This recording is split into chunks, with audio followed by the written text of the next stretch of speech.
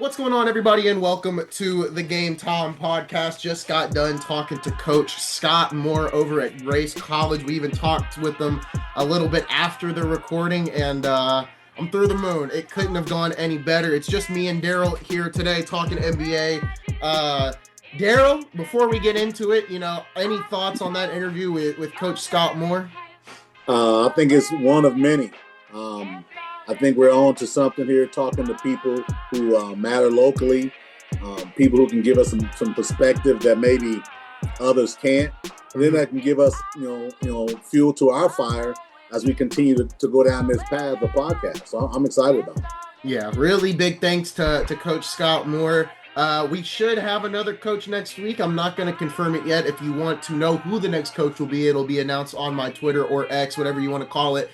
I'll provide a link to that in bio, and I'll also start providing the link to Darrel's Twitter in the bio as well.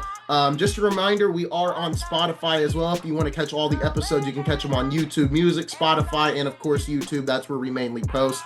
But Darrel, it is time to talk NBA.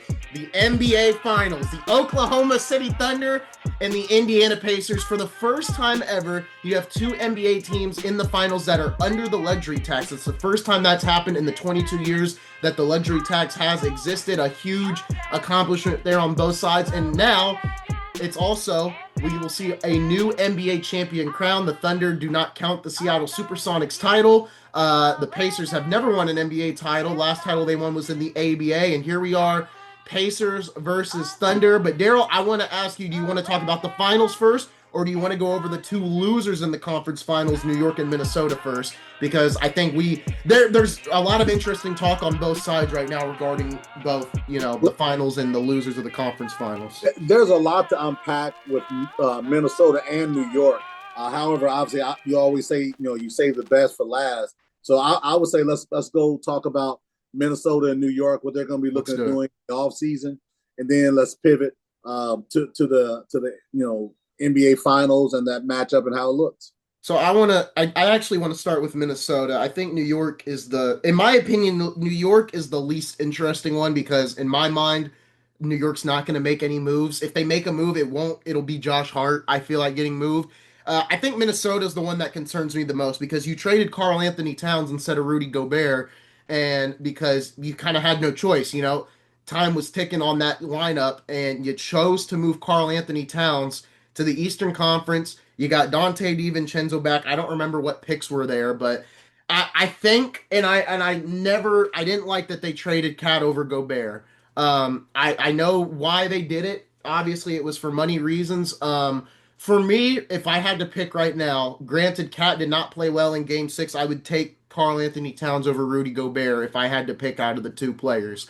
And I'd give Anthony Edwards a lot of credit. Anthony Edwards did not play well in this Western Conference Finals. It was disappointing to watch, and I've given him a lot of praise on this podcast through all these playoff talks, right, Darrel, about how well he's improved and everything else. But this is the second Western Conference Finals where it just felt like Ant-Man became Cant-Man. Shout out to Skip Bayless. And I don't even like Skip, but he really just has not shown up in these two Western Conference Finals appearances that he has been in. And, I think a great point's made. He's only 23, and he's already been to two conference finals. He overcomes this in the next years. Tatum was been ahead a lot of conference finals, and he got the job done last year at 26 years old. So we got to give Ant some time. It's definitely, I'm not going to say it's an excuse, but it's definitely disappointing to watch because it definitely felt like Ant had taken that leap. But I don't know what Minnesota, I feel the same way for both Minnesota and New York. What moves can you truly make to make this roster any better, right? Naz Reid, I believe, is a free agent. He's going to be very highly touted. Hopefully, my Lakers do something about that. But we'll have to see. I just don't think Minnesota or New York can really make any big time moves to get them over the hump. I think you just kind of stick with what you have because it got you so close. Well, here's what I would say for Minnesota. The big part of the reason why they traded Cat was to free up that money to attempt to trade to pay Naz Reid. Naz Reid's on a player option next year for $15 million. He's going to decline that option, and they're going to have an opportunity with Cat being gone. Julius Randle is on a player option for $30 million. this coming upcoming season. So Mhm. they're probably hoping that he opts out, or there's an opportunity for a sign and trade. Why? Because you're talking about one year left is on that deal, so it's not a lot there. So I think that was in part of why Minnesota did what they did with regard to Cat. You couldn't trade Rudy Gobert. His contract, you're not going to get the receivables back with that contract and where he's limited offensively, right? Yeah. You're not going to get that back, and that's the issue there with them. It's not a situation where all of a sudden this is going to happen. Rudy Gobert is going to turn into Shaq. It's just not going to happen. No, So I think they put all their energy towards Nas Reed this summer. That's what I yeah, believe. it's going to be an interesting spot here for Minnesota. I saw somebody mention maybe they go for KD. You don't have the first round picks to do that because of the Gobert trade. I just think, What Phoenix wants and needs that badly, yeah, bad.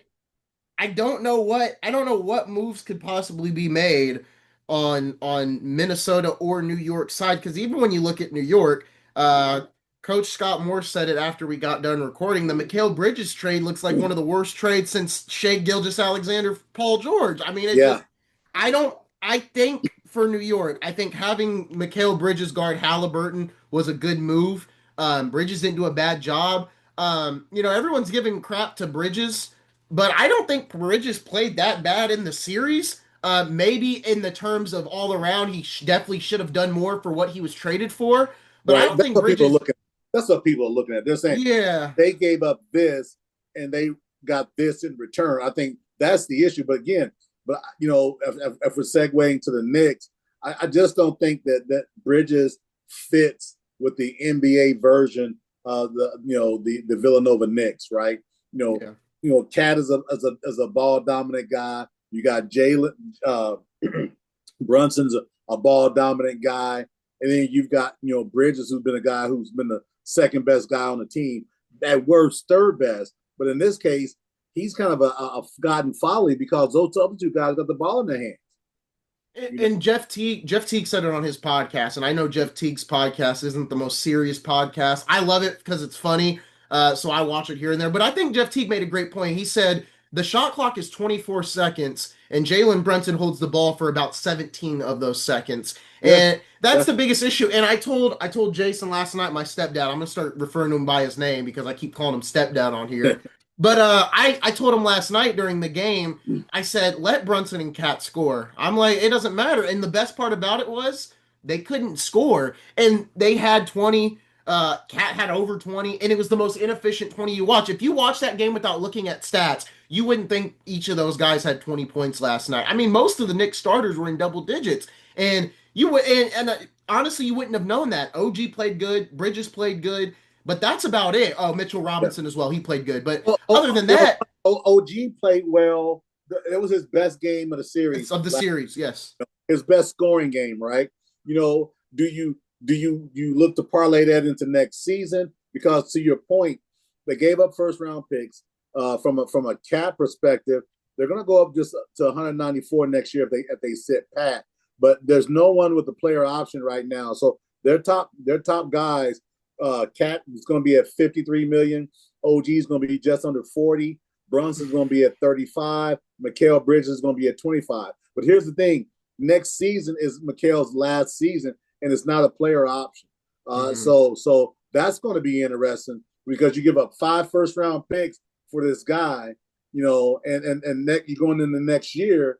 That next year is his last season at that's under 25 million. What do you do with that? You got Yeah. Josh Hart for 3 more years at 19, 20, and 22 million.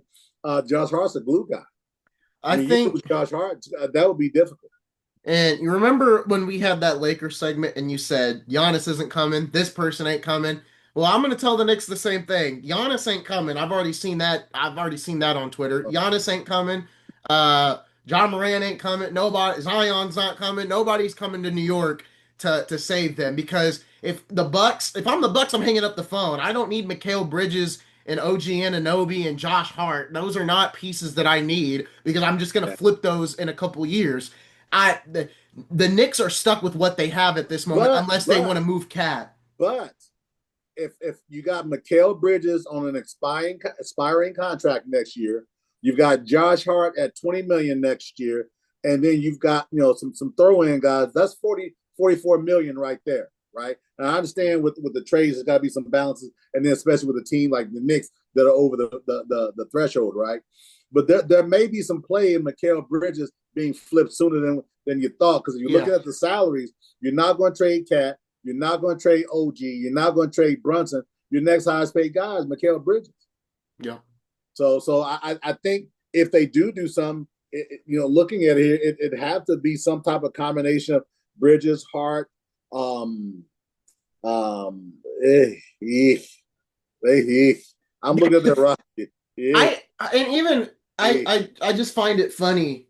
And Knicks fans weren't horrible through this whole playoff series because I scroll through social media. Knicks fans weren't bad. They're just normal New York Knicks unrealistic fans. Nothing's I changed. well, it's just funny because they were all like, "Oh, Reggie's being biased. Reggie's being biased." Man, you had Stephen A. in the media all week Listen, saying listen. Tyrese isn't a superstar, but No, Brunson is. Well, let's do put it to they ever heard of a guy named Marv Albert? He did yes, the national games on NBC while the Knicks and the Pacers were in their rivalries. Okay, yeah, so they want to talk about that now. Oh, Reggie's doing the games. Hey, Marv Albert. Then you got Stephen H. Well, Screaming A. Smith, and all these other New York, the yes, Monica McNutt, who's also a Knicks homer. hmm And that's for me. Not to get too sideways. That's why I don't listen to the TV.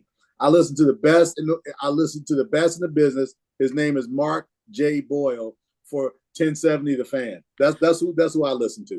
I'm gonna put it to bed right now. Tyrese Halliburton is a superstar, so we can get that question out of the way. Jalen Brunson is not a superstar, and I am gonna go on a rant. We can just go into finals talk after this. I'm stamping this in right now, and I put it on Twitter last night, so I'm gonna go ahead and stamp it in.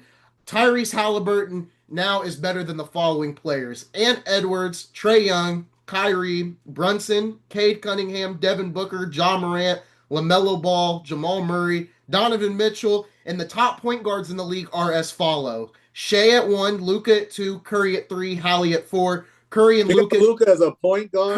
Curry and Luca can be switchable. Yeah, I would. I mean, he's mostly played point guard, so I'm going to put him there. And then also, he's better than De'Aaron Fox, and I don't even need to mention Damian Lillard and Darius Garland as well. So I want to go ahead and get that out of the way right now. And I also want to give a big shout out to Pascal Siakam and his resume. An absolutely great resume now that Pascal Siakam has. I got a little love on Twitter for that tweet as well. When you look at Siakam's resume, three Eastern Conference Finals appearances, two NBA Finals appearances, an NBA champion, a multi-time All-Star, and now Eastern Conference Finals MVP. I got to give a big shout out to the most underrated player in the NBA and Pascal Siakam. But Darrel, let's preview the finals. Well, Oklahoma City. let me do something really quick. Go ahead. Give a shout out to Nancy Leonard, the Okay. matriarch of the Indiana Pacers, the wife of the greatest Indiana Pacers coach ever, Bobby Slick Leonard. They did a telethon in 1977 to save the franchise. At the time, the franchise was muttering in financial difficulty, having difficulties in paying players for their contracts. They took upon themselves to do a telethon because it's called they call the Indiana Pacers, of course, but it was for Indianapolis and the whole region, the state. And she's 93 years old. She was at the game last night. I see her at the games from time to time. She is a pillar of strength, confidence, and the Pacers wouldn't be what they are without the Leonard family. And now currently our matriarch of the Indiana Pacers and Nancy Leonard. So I got to give her a shout out for So sure. I tried to find some videos on YouTube. So if the Pacers wouldn't have, if that telethon wouldn't have gone as planned, it said the pay because there was an old news report on YouTube and I watched it. It said the Pacers staying in Indianapolis. Where would they have gone? The team have just They would they would have folded. They would have folded. they would have folded? They would Okay, have folded. I just Because heard stayed in no other Indianapolis. because no other city at that time, because at the time the NBA realized that the ABA had just as good talent, right? Hmm. They had just as good talent, and they were fearful of the ABA was going to take over from the NBA. That's why they went to the ABA and said, let's bring some of your teams, let's merge. Same, so that's what they did. But the problem with that was when the Pacers the big players left, they had to sell George McGinnis to the Denver Rockets, to Denver, right, for Alice English, and those type of things. That's what happened. Yeah. They didn't have the money because the owners didn't have that type of money. Hmm. And luckily Slick and Nancy, put forth the effort. A lot of people in the city of Indianapolis, a lot of people in the area took to it and said, listen, let's help. And Yeah. now you look, they're a $1 billion industry that's sitting really good. One of the best franchises in the NBA, regardless I'm a Pacer fan or not. Best franchise. You're talking about small market team, has continued to be relevant in an NBA where you see teams going for 5, 6, 7 years and nothing. Yeah. So kudos to them, man, and I'm so glad for those players and that leadership that came in the '70s that had those struggles, and now you be able to realize the fruits of the labor of what the Leonard family, not just the Leonard family, but also the Simon family when they came on and they bought the Pacers, that just took off, and look where it is now. So here we are, Pacers in the finals against Oklahoma City. So I got the chance to sleep on it, but once the game ended last night, my head says Thunder in six, right? That's where I feel at. I feel like the Thunder are the better team. But in my heart, I do think the Pacers could win in six, maybe 7 games as well. And when you think about how like the home and away games would go, it would make sense for the Pacers to win in six because game six would be in Indiana. But that's me. That's saying the Pacers get a win. Well, I guess it really doesn't. But I guess it would mean the Well, they Pacers would could, have to win one they in could. Oklahoma in the first 2 games. Uh, but I think for me, what I feel like right now is the Thunder win in six. And I live in Indiana. I've always rooted for the Pacers. I've never really been a Colts fan. Lakers got me into basketball. And then once I kind of figured out the Pacers were an Indiana basketball team, I was like, okay, well, Kobe got me into the sport. I'm gonna like both, and no one's gonna tell me otherwise. I love the Pacers, but I do think just right now, the Thunder they feel like the better team, and I think they are the better team. And that's not saying the Pacers aren't good. I don't think the Pacers are far behind. But here's my thing. I think in game one, this could be a real sucker punch for the Pacers, a punch in the mouth for Indiana, which is fine. When these Western Conference and Eastern Conference teams play 2 times a year, Thunder won both games, but this is different. This is the finals. It's the playoffs. So things could definitely be different. I'm not saying they're not. I just think, for me right now, I'm leaning way more towards Oklahoma City in six than I am Indiana in six. But I could also see this go 7 games either way as well. Darrel, I'm curious to see how you feel. I'm agreeing with you. Oklahoma City's been the best team in the NBA all season long, and they've shown nothing to change that thought process, right? And I Hmm. and I get that. You're not going to get me to be disparaging about them, but what I will say is this: as the Pacers have played and gotten better and better as the season's gone, think about this. Neesmith didn't play the first 36 games of the season, right? And that was in a tough that stretch in which where they really struggled on the defensive end, right? You've got a team that's healthy, you've got a team that's motivated, and also you've got a team that's hot, right? This team has each series has gotten better and shown that the other team wasn't a match for them. We can say what we want. So think about Milwaukee. Well, they've got Giannis and they're going to do this.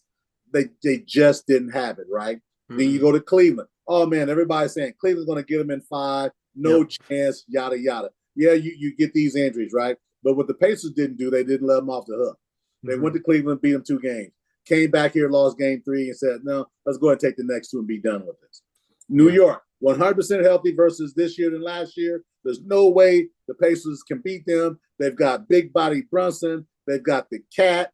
They've got this defensive minded team. They got the Villanova crew or whatever they call themselves, and it's a 6 game series, right? So I'm not going to discount my Pacers, but yeah, it's going to be a real chore. I expect the Pacers to play really difficult to Oklahoma City, and I expect one of those first 2 games for the Pacers to have more points than Oklahoma City. They're going to need that. Yes. Even when they win, it's not a steal. Stealing is something you don't deserve. They're going to go in there, they're going to ball out, and they're going to play defense, and let's see what happens. I'm encouraged because Oklahoma City is not as big, right? They're athletic. They're not as big as the Knicks, that front line that they had, right? The difference is for me, Oklahoma City has guys that aren't going to be that type of a threat on the offensive end. They're tough defensively. Give them that. Yes. Give them that. Yes. But when they're going to be playing defense, they got to guard all five guys. Mm-hmm. If you look at that lineup for Oklahoma City, there's going to be some lineups in there where you can maybe take advantage of some opportunity. And believe me, Yes. Rudy Turner is not Rudy Gobert, and Tyrese is not Mike Conley. I was just about to say that. I'm like, the difference with this series compared to Minnesota is Minnesota had people that couldn't shoot. Everybody on Indiana can shoot the ball. And you watch Oklahoma City's defensive rotations, they can get to a shooter. But I think the difference is Minnesota couldn't make them pay. We know Indiana will make people pay if you leave them open and even give them an ounce of room. I think the big talking, I think a talking point I want to talk about, it still coincides with the finals, but it's mainly just about the Pacers and a player is Benedict Mathurin. I think there's been a lot of discourse between me and my stepdad about Mathurin.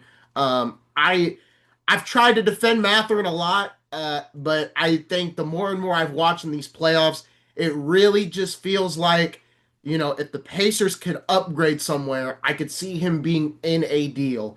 I just don't think it's going to pan out. And I've been defending Mathurin all year, and I even said, oh, give him some time. It took Ant a while to take a leap. Maybe, and you know what, Mathurin could still take a leap, but I think when I look at this Pacers roster and how much offense there is, I just don't think he's going to be able to find his footing now or next year in this roster. And I think if you can move him out now and put him somewhere where he can grow, I think he could become an all-star or something of that matter. But I think Jarris Walker will have a better chance to develop here than Mathurin will at this point in time. Because I was very impressed with Walker and what he did in those minutes because he was getting rebounds. It Right. sucks that he tweaked his ankle. I hope he's back on Thursday because he was on crutches during the celebration, but I hope he can be back. I'm curious what you think because when we talked about Mathurin on the phone a couple weeks ago, you were like he finds his spots where he can, I'm curious to see what you feel like because for me right now, I've tried to defend him. I'm like, I don't think we should move him, but I wouldn't be opposed to moving him if it No, means getting a center because Miles is a free agent. I expect Miles to resign, but I could see us moving Mathurin, maybe Ben Shepherd or somebody else to make this roster slightly better in some term. well, I think with the whole, it starts and ends with Miles, right? That's going to be Yep. the gatekeeper, and that's going to decide what we do after that, right? So Matthew's got 9 million next season and 12 million as a team as a player option the year after, as a qualifying offer. I'm sorry, and then you've got Jarris Walker who's at 6.5 next year. So you're talking about almost 16 million between those two. And then Isaiah Jackson has a qualifying offer at 6 million, but they want to bring him back after the Achilles injury. So what I would say to that is simply this: you've got those two guys who haven't shown a whole lot all season, right? They've had spots, but not a lot. Do you say we need to keep Turner? We need to keep that defensive rim protector and a guy Yes. who's highly coveted. They can laugh about how he dresses all they want, but any of those people who talk about how he dresses, I bet you they want him on their team. Any contender wants Miles Turner. Well, any team because Yeah. he's a good player. He's not a problem, and he doesn't need things to be ran through him. And that's what you want in a guy like that. So I think he's going to command about 35 million. So he's at 20 million this year, roughly.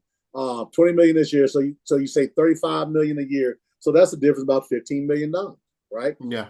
So the difference with that is Ben and Jarris, right? Now, granted, you just can't say we're going to trade these two guys for a bag of peanuts, but No. because they're below the apron. So you got an Hmm. opportunity to maybe look at some second round picks, maybe even a number one pick in the future, right? So you're Yeah. going to have to be creative if you want to keep Miles Turner. So I think it starts with Miles Turner and it goes from there. Yeah. When he's in the fold, then they may do something, or it may be some type of a 3-team deal that includes Walker, Mathurin, a few others. Got some expiring contracts there. I think you move Ben Shepherd before you move Walker, though. Man, I like Ben Shepherd, man. I like what Ben Shepherd. Here's the thing with Ben. He's got 3 more years as well, but at 2.75 and then a 7.9 qualifying offer. I think Jarris Walker is the number 6 pick versus a late first. I get that, but man, who's Rick gone to when he needed some help off the bench? He That's true. he went to Ben Shepherd. He didn't go to your 6 player pick. So Yeah, I'm really curious to see what happens. I think I could see Mathurin being moved. I guess I could see Jarris Walker being moved as well. It's definitely disappointing with how Mathurin's turned out. But you know what can you do? I'm not disappointed. I mean, he's had a good year this season. When Neesmith was out, Ben played very well. Yeah. This sec after Milwaukee, he's kind of lost his way, and Hmm. that happens. And so Yeah, it be does. Yep. I'm not overly concerned with that piece of it because I remember Al Harrington struggling in the 2000 finals and Austin Crozier going, looking at Robert Ory like he was a 2-year old playing in his backyard. He killed him. But then if you look at the length of the careers, Al Harrington had a better career than Austin Crozier did. Hmm. And they were both rookies in the same season, right? They were guys that came in and they were young guys, right? So it's not necessarily that Ben's had a disappointing year. I just think he's got to find his way, Yeah. you know. And I'm okay with him, struggling a little bit. Iron sharpens iron, and you got to struggle before you become great anyway. So I'm okay with that. That's You know, fair. That's a good point. And I think Mathurin, I'm still a Mathurin supporter. Would I have liked him to take that second jump? Of course. But I think, like I said, I think there's so many offensive weapons in this lineup where sometimes you just kind of get stuck and there's not mm-hmm. much you can do when you've got all those guys. Yeah, But I think he'll find his way eventually, whether it's on this team or not. I'm definitely still a Ben they've got Mathurin supporter. flexibility. Just so you know, they got Yeah. Obi locked up for the next 3 years. They've got Neesmith locked up for the next 2 years. McConnell for the next 3 years. They've got Andrew for the next 4 years, because 3 years, because his 3 years $75 million deal doesn't kick into this coming year. So he'll Yeah. have the 25, 26, and 27 starter season. So their core is locked in. If you find a way to keep Turner and not have to parcel out your team, there's no reason why a Pacer fan shouldn't be optimistic and thinking we got an opportunity next year as well.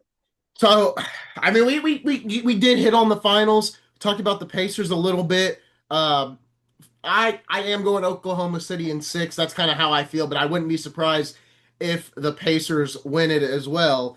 The finals is going to be really interesting. Um, it's going to be a fun NBA finals for Yeah, sure. Um, I'm excited. I think this is going to be one of the best finals we've had in the last couple of years. I think the last two finals have been okay. Obviously, Miami and Denver was horrid, but yeah, I think the finals last year was good to say the least. It kind of felt like Boston had control yeah. for I don't for think for most Boston of was it. ever threatened. I don't think most people felt that Boston was ever threatened by Dallas. Mm. You know, I so I'm curious to see when you look at the Eastern Conference next year. I think there's three teams right now, and it's kind of the three that were in the playoffs. I think it comes down now to it's Cleveland, New York, and Indy, right? You can sub out Boston. I think Philadelphia has some decision sub out making. Milwaukee, sub out Milwaukee. Sub out Milwaukee. I think Milwaukee until we know what's going on with Giannis. Because if they keep Giannis, they're in the playoff picture, right? But they're not Right, contenders. So when right. you look at the top of the East, it's those three and then everybody else. I think Philadelphia could get back into the conversation based off what they do this offseason. They Right. have a top pick. Um, uh, it's interesting to see what they're going to do. Um, Orlando, I think, could make a leap this year. I've heard a rumor that Cleveland and Orlando are talking about a Darius Garland, Jalen Suggs trade. I want to get your Mm. thoughts on that. As an Orlando fan, I love this for Orlando. I think that's what they need to take that next leap.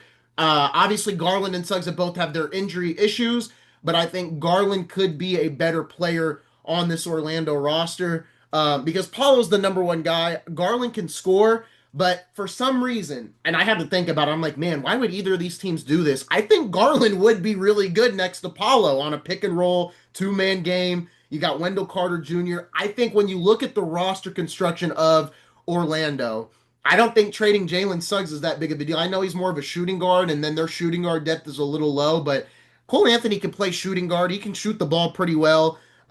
I really actually would like this trade for Orlando. I don't know how I would feel about it for Cleveland, but I think for Orlando, it does make them better. And I would say if you're looking at the tiers of the Eastern Conference, I think tier one is Indy, New York, and Cleveland. But I think if you do this trade, I think you've got two teams in tier one, which are Indy and New York. And then in tier two, I think Orlando's the top of tier two. There's a chance, right? Because as you look at Orlando's roster, they got a kid named Anthony Black from Arkansas who's continuing to get better and better. Great And point. don't Great point. forget, they've got Cole Anthony as well. So giving up Jalen Suggs, who's going to start making 35 million next year for the next four, by the way. So he signed that 4 year, $140 million deal. Yeah. So you've got to look at the salary you've got for your guy in Cleveland. And I'm looking at, I don't know that he signed an extension. Yeah, he did. Garland's going to be about 40 million next year. He's got 3 years after this year. So he's got 40, 42, and 44. So it's not a big difference. Orlando would have to throw something else in to kind of to make things, maybe with some picks to offset something like that. But you got Anthony Black, who's a legitimate 6'9", and who's continued to get better and better. The guy was a freshman in Arkansas, and Coach Musselman just had him there. Each year, this guy Anthony Black has gotten better and better. Would you And do look the how trade it's if gonna you were work out. Orlando? Yeah, if I'm Orlando, because remember you got Anthony Black, and Hmm. and my point being is he's got 3 years left, Yeah. right, on his deal. So he's a big guy, right? He's not 6'4" and gritty. He's 6'9" and gritty. He's got a chip on his shoulder. When you're Cleveland, why would you do the trade if you had Well, to take a guess?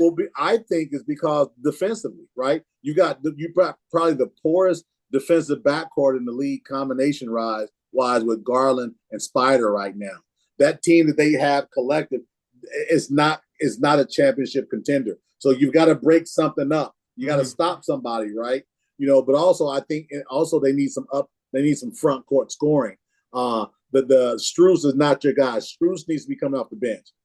Would If Strus is starting next year, that's going to limit Cleveland. He's a would good shooter, but he's a bench guy. would Cleveland stay in that tier one, or would they still be contenders if they made this trade? Would this make them better, and would it make both teams better? I think it would make both teams better. It would make Orlando better for the longer term, further down the road. Hmm. But I think it would immediately infuse a defensive mindset in that backcourt for Cleveland, which they so desperately need. I You know, I like I really like the trade for Orlando. I said it when we were talking about Boston and Orlando. I am a true and tried Paulo Banchero supporter. I do really love Paulo Banchero, and I think if you give him a guard like Garland that can play make, he can get yeah, his own buckets. I yeah. think it would really help. And I'd have to look at how many games played, but health wise, Garland is I'm going to say slightly better than Suggs because I don't know for sure. Um, Well, depending on what you're looking for, right? Because yeah. Suggs is a gritty gut. Hey, when he went out last season, Orlando, granted Wagner went out too, but man, when Suggs went out, he's kind of their heart and soul, Yeah. right? So I would say from that perspective, well, he's going to immediately bring defensive respect to the Cleveland backcourt that hasn't had much, man. No, You know, I would love the trade for Orlando. That's something I saw on Twitter, and the other one I saw on Twitter was KD to Minnesota. I'm not putting a lot yeah, of love that's into that. I'll read you the report just to kind of give you that. Obviously, you've said it before. Rumors are rumors. Obviously, we like to bring it up on this pod because it generates conversation. right. But the report is the Minnesota Timberwolves are reportedly looking to trade for an alpha and are expected to pursue Kevin Durant. The Timberwolves need another alpha next to Edwards to win it all, which is why sources told Hoops Wire that Minnesota is expected to pursue a Durant trade again this offseason. I've said it already. I think Kevin Durant to Houston is a lock for me. and I think Giannis to San Antonio is probably the other lock. Now I could see Giannis staying in Milwaukee because I think Giannis is a loyal guy, but I could also see him wanting to leave. But I think KD to Houston is kind of where I'm still set at this point in time. And I Yeah, don't think KD to Minnesota would work. I just don't find it working out. And I still got don't to think, stop somebody. You still got to stop teams, and and that doesn't solve your backcourt issue. You no, got Mike Conley going to year 18. What do you do about your backcourt? I think that's their issue. You on the defensive end, you've got a liability, and I don't know that he. I'm not saying he should retire, but Conley's the guy that needs to be coming off the bench. yeah, At this stage of his career, he's in year 17. And then with Rudy Gobert, yeah, he's a great rim protector. But the way teams are playing him now, they're playing so much 5 out. They're taking him out of the paint, and that's limiting what he can do because he's not quick of foot as to getting back to the rim like a Turner is, right? Like yeah, Turner, yeah, they're both bigger guys, but Turner, he'll chase you down, right? He'll find you. He's look at the Cleveland series, look at the Knicks series, right? So I think they got to figure out what they're going to do about their liabilities, right? You yeah. know, When we come back, we are going to have our wraparound segment and we'll get into some more NBA rumors. I've got some stuff about the Toronto Raptors, a little more about Naz Reid, and also about Trey Murphy, who is going to be an interesting piece for whoever gets him. So we'll have that. But before that, we'll have the wraparound segment. Darrel's got a piece he wants to talk about, and I've got something to talk about that has nothing to do with basketball. But I'm excited to get into it. The wraparound segment coming up next, right here on the Game Time Podcast.